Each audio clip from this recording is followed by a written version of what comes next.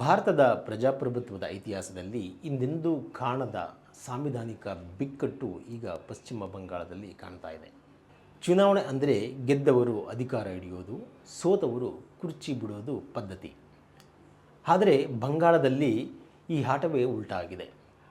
207 ಸ್ಥಾನಗಳಲ್ಲಿ BJP ಗೆಲುವು ಸಾಧಿಸಿ ಇತಿಹಾಸ ಬರೆದರೂ ಕೇವಲ 80 ಸ್ಥಾನಗಳಲ್ಲಿ ಗೆದ್ದಿರುವ ಮಮತಾ ಬ್ಯಾನರ್ಜಿಯವರು ಹೇಳ್ತಿರೋದು ಒಂದೇ: ನಾನು ರಾಜೀನಾಮೆ ಕೊಡಲ್ಲ.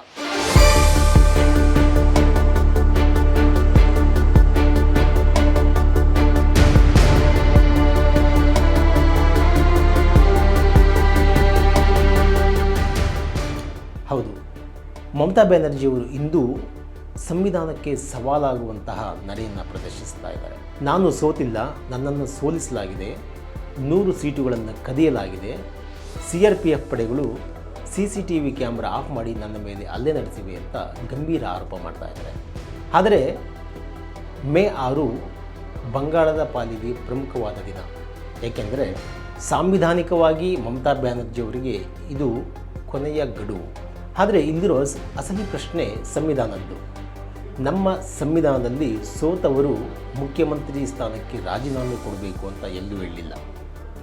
ಅದೊಂದು ಸಾಂಪ್ರದಾಯಿಕವಾಗಿ ನಡೆದುಕೊಂಡು ಬಂದಿರುವ ಪದ್ಧತಿ ಅಷ್ಟೇ.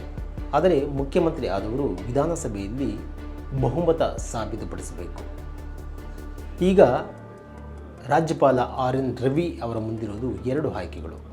ಒಂದು, ಮಮತಾ ಅವರನ್ನು ಸರ್ಕಾರದಿಂದ ವಜಾ ಮಾಡೋದು, ಇಲ್ಲವೇ ಬಂಗಾಳದಲ್ಲಿ ರಾಷ್ಟ್ರಪತಿ ಆಳ್ವಿಕೆ ಹೇರುವುದು. ಈ ಬಿಕ್ಕಟ್ಟು ಬಗೆಹರಿಯುವುದಕ್ಕೆ ಇರೋದು ಕೇವಲ 48 ಗಂಟೆ ಮಾತ್ರ.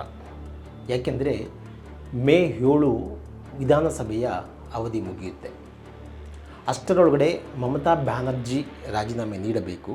ಇಲ್ಲದಿದ್ದರೆ ರಾಜ್ಯಪಾಲರು ಬಹುಮತ ಸಾಬೀತುಪಡಿಸಲು ಅವರಿಗೆ ಸೂಚಿಸಬಹುದು.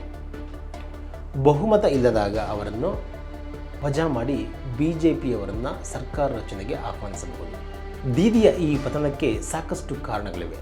ಆರ್ಜಿಕರ್ ಆಸ್ಪತ್ರೆಯ ವೈದ್ಯೆಯ ಮೇಲೆ ನಡೆದಂತಹ ಭೀಕರ ಅತ್ಯಾಚಾರ ಪ್ರಕರಣ ಇಡೀ ಬಂಗಾಳದ ಮಹಿಳೆಯರನ್ನು ದೀದಿಯ ವಿರುದ್ಧ ತಿರುಗಿ ಬೀಳುವಂತೆ ಮಾಡಿತ್ತು. ಜೊತೆಗೆ ಸುವೇಂದು ಅಧಿಕಾರಿ ಮಮತಾ ಅವರನ್ನು ಸೋಲಿಸಿರುವುದು TMC ಪಾಲಿಗೆ ಚೇತರಿಸಿಕೊಳ್ಳಲಾಗದ ಹೊಡೆತ ಕೊಟ್ಟಿದೆ.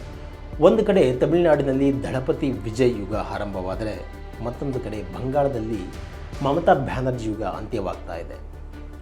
ಸೋಲನ್ನು ಒಪ್ಪಿಕೊಳ್ಳದೆ ಮಮತಾ ಮಾಡುತ್ತಿರೋ ಈ ಹಠ ಸರಿನಾ, ಅಥವಾ ಅವರ ಆರೋಪದಲ್ಲಿ ಏನಾದರೂ ಸತ್ಯವಿದೆಯಾ? ಪ್ರಜಾಪ್ರಭುತ್ವದಲ್ಲಿ ಜನರ ತೀರ್ಪನ್ನು ಒಪ್ಪಿಕೊಳ್ಳದೆ ಹೀಗೆ ಹಠ ಹಿಡಿಯುವುದು ಸಾಂವಿಧಾನಿಕ ಬಿಕ್ಕಟ್ಟಿಗೆ ದಾರಿ ಮಾಡಿಕೊಡುತ್ತಾ? ನಿಮ್ಮ ಅಭಿಪ್ರಾಯಗಳನ್ನು ತಪ್ಪದೇ ಕಮೆಂಟ್ ಮಾಡಿ.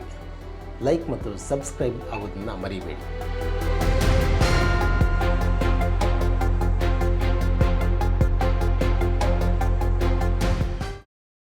ಹೆಚ್ಚಿನ ಸುದ್ದಿ ಅಪ್ಡೇಟ್ಗೆ ಈಗಲೇ the federal Karnataka YouTube page ಅನ್ನು ಸಬ್ಸ್ಕ್ರೈಬ್ ಮಾಡಿ.